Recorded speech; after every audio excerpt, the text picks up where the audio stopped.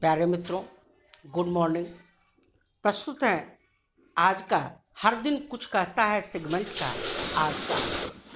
आज यानी कि 16 अगस्त दिन सोमवार बाबा भोले की आराधना करते हुए बाबा नगरी देवघर से और अपने परम मित्र श्री संजीव कुमार जी का धन्यवाद ज्ञापित करते हुए हम आज की सेगमेंट की शुरुआत करते हैं। सबसे पहले आज के सेगमेंट की झलकियाँ। आज के इस अंक में हम लोग देखेंगे आज का सुविचार, 5 इंग्लिश वर्ड्स। आज प्रसिद्ध कवित्री सुभद्रा कुमारी चौहान की जयंती है। आज रामकृष्ण परमहंस की पुण्यतिथि है और जी हाँ, आज ही के दिन पूर्व प्रधानमंत्री अटल बिहारी वाजपेयी का निधन हुआ था।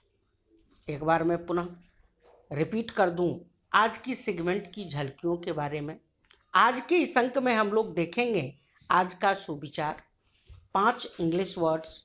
आज प्रसिद्ध कवित्री सुभद्रा कुमारी चौहान की जयंती है। आज रामकृष्ण परमहंस की पुण्यतिथि है और जी हाँ, आज ही के दिन पूर्व प्रधानमंत्री अटल बिहारी वाजपेयी का निधन हुआ था। आइए विस्तार पूर्वक समझते हैं। सबसे पहले आज का सुविचार। आज का सुविचार है, जहाँ संकल्प बड़ा होता है वहाँ विपदा और संकट बड़े नहीं हो सकते। जी हाँ, आज का सुविचार है, जहाँ संकल्प बड़ा होता है वहाँ विपदा और संकट बड़े नहीं हो सकते। आज के सुविचार को समझने के बाद चलते हैं आज के 5 इंग्लिश वर्ड्स की तरफ। आज के 5 इंग्लिश वर्ड्स हैं सागा, टेन्योर, अनर्थ, वेंट और वीन। आइए विस्तार पूर्वक समझते हैं। आज का पहला इंग्लिश वर्ड है सागा, SAGA। जी हाँ, आज का पहला इंग्लिश वर्ड है SAGA, सागा यानी कि कथा या गाथा। सेंटेंस के थ्रू समझते हैं। Anil has recently written a family saga. आज का दूसरा वर्ड है टेन्योर, TENURE यानी कि कार्यकाल। आज का दूसरा वर्ड है टेन्योर, TENURE यानी कि कार्यकाल। सेंटेंस के थ्रू समझते हैं। The president of India has a tenure of 5 years। आज का तीसरा इंग्लिश वर्ड्स है अनर्थ, UNEARTH। आज का तीसरा वर्ड है अनर्थ, UNEARTH यानी कि पता लगाना। सेंटेंस के थ्रू समझते हैं। द पुलिस हैड द अनर्थ the parks particular area for further investigation. आज का चौथा इंग्लिश वर्ड्स है वेंट, VENT यानी कि व्यक्त करना। जी हाँ, आज का चौथा इंग्लिश वर्ड्स है बेंट, VENT यानी कि व्यक्त करना। सेंटेंस के थ्रू समझते हैं। Aniruddh seldom gave vent to his anger. आज का पांचवा और आखिरी इंग्लिश वर्ड्स है विन, WEAN। जी हाँ, आज का पांचवा और आखिरी इंग्लिश वर्ड्स है विन, WEAN यानी कि अलग करना। सेंटेंस के थ्रू समझते हैं। It is very difficult to wean an alcoholic from intoxicating drinks. आज के 5 इंग्लिश वर्ड्स को समझने के बाद चलते हैं आज के नेक्स्ट सेगमेंट के तरफ। जी हाँ, आज सुभद्रा कुमारी चौहान की पुण्यतिथि है। थोड़ा सा डिटेल में उनके बारे में समझते हैं। जी हाँ, हमने हेडिंग दिया है सुभद्रा कुमारी चौहान। खूब लड़ी मर्दानी वह तो झांसी वाली रानी थी। खूब लड़ी मर्दानी वह तो झांसी वाली रानी थी। कविता के लिए प्रसिद्ध हिंदी की कवित्री और लेखिका सुभद्रा कुमारी चौहान का जन्म 16 अगस्त 1904 को इलाहाबाद के निहालपुर गांव में हुआ था। जी हाँ, आज यानी कि 16 अगस्त 1904 को सुभद्रा कुमारी चौहान का जन्म निहालपुर इलाहाबाद में हुआ था।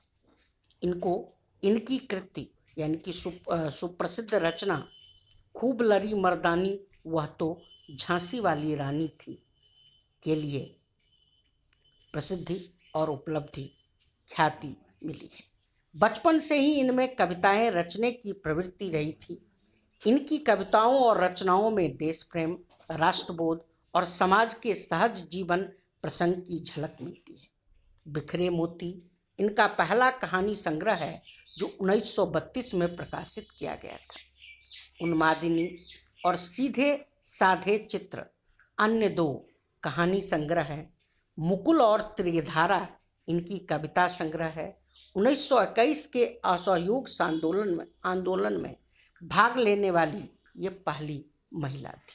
जी हाँ, 1921 के असहयोग आंदोलन में भाग लेने वाली ये पहली महिला थी।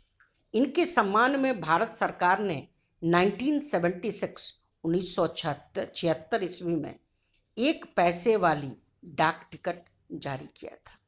15 फरवरी 1948 को मध्य प्रदेश के सिवनी में एक कार हादसे में इनकी मृत्यु हो गई। वर्ष 2006 में भारतीय तटरक्षक सेना ने एक तटरक्षक जहाज को सुभद्रा कुमारी चौहान नाम दिया था। जी हाँ, वर्ष 2006 में भारतीय तटरक्षक सेना ने एक तटरक्षक जहाज को सुभद्रा कुमारी चौहान का नाम दिया था। सुभद्रा कुमारी चौहान के बारे में समझने के बाद चलते हैं आज के नेक्स्ट सेगमेंट की तरफ। जी हाँ, आज का नेक्स्ट सेगमेंट है रामकृष्ण परमहंस। जी हाँ, रामकृष्ण परमहंस। आज ही के दिन यानी कि 16 अगस्त 1886 ईस्वी में कोलकाता में इनका देहांत हुआ था। ये भारत के एक महान संत, आध्यात्मिक गुरु एवं विचारक थे।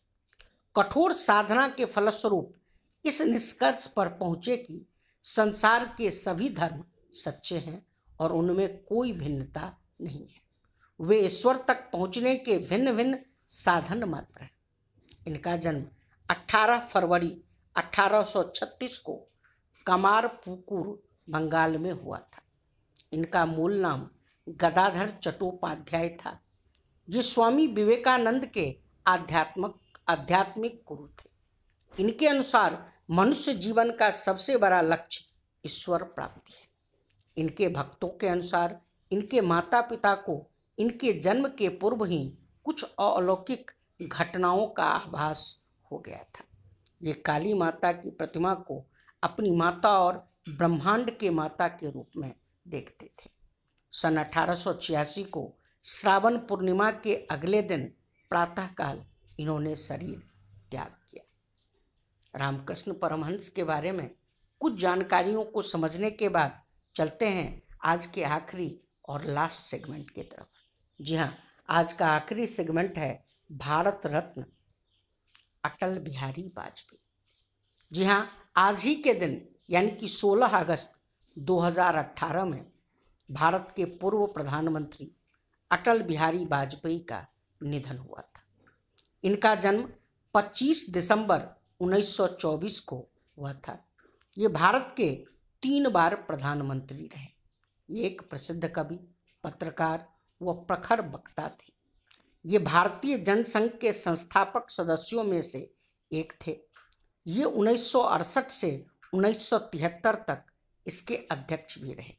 ये राष्ट्रधर्म, पांचजन्य और वीर अर्जुन जैसे राष्ट्रीय भावना से ओतप्रोत अनेक पत्र पत्रिकाओं का इन्होंने संपादन भी किया था।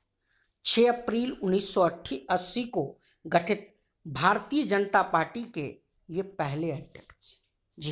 जी हाँ, 6 अप्रैल 1980 को गठित भारतीय जनता पार्टी के ये पहले अध्यक्ष थे। 1957 में इन्होंने उत्तर प्रदेश के बलरामपुर सीट से लोकसभा चुनाव जीतकर संसद आए। 1977 तक लगातार भारतीय जनसंघ के संसद सदस्य के रूप में रहे। मोरारजी देसाई के कार्यकाल में 1977 से 1979 तक ये विदेश मंत्री रहे। ये 2 बार राज्यसभा के लिए भी निर्वाचित हुए। 1996 में पहली बार प्रधानमंत्री बने, दूसरी बार 1998 में और अंतिम बार 1999 में इन्होंने देश की बागडोर संभाली। 1999 से 2000 तक के 2004 के 1999 से 2004 तक के कार्यकाल को इनकी राजनीतिक कुशलता और समन्वय के कारण जाना जाता है। इस सरकार में कुल 24 दलों के गठबंधन की भूमिका थी, जिसमें 81 मंत्री थे। किसी भी गठबंधन सरकार को 5 वर्षों के पूरे कार्य तक टिके रहना एक अभूतपूर्व घटना थी। इस कार्यकाल में विकास के अनेक कार्य हुए। इनके दूसरे कार्यकाल में भारत ने दूसरा परमाणु परीक्षण किया। इनके कार्यकाल में भारत ने कारगिल युद्ध में पाकिस्तान को धूल चटाया। इन्हें 1992 में पद्म विभूषण, 1994 में श्रेष्ठ सांसद पुरस्कार एवं 2015 में भारत का सर्वोच्च नागरिक सम्मान भारत रत्न से सम्मानित किया गया था। राजनीति की रपटीली राहें और मेरी 51 कविताएं इनकी प्रमुख रचनाओं में से एक है। जी हाँ, राजनीति की रपटीली राहें और मेरी 51 कविताएं इनकी प्रमुख रचनाओं में से है। 2004 के लोकसभा चुनाव के बाद 2005 से इन्होंने शारीरिक अस्वस्थता के कारण राजनीति से संन्यास ले लिया। आज के इस अंक में इतना ही। स्वस्थ रहें, सुरक्षित रहें और जी हाँ, कोविड मानकों का दृढ़तापूर्वक पालन करें। धन्यवाद। Nå helgen nærmer seg, spør alle hva jeg gjør da. Jeg hitter kløven som om hverdag var en lørdag. Så mange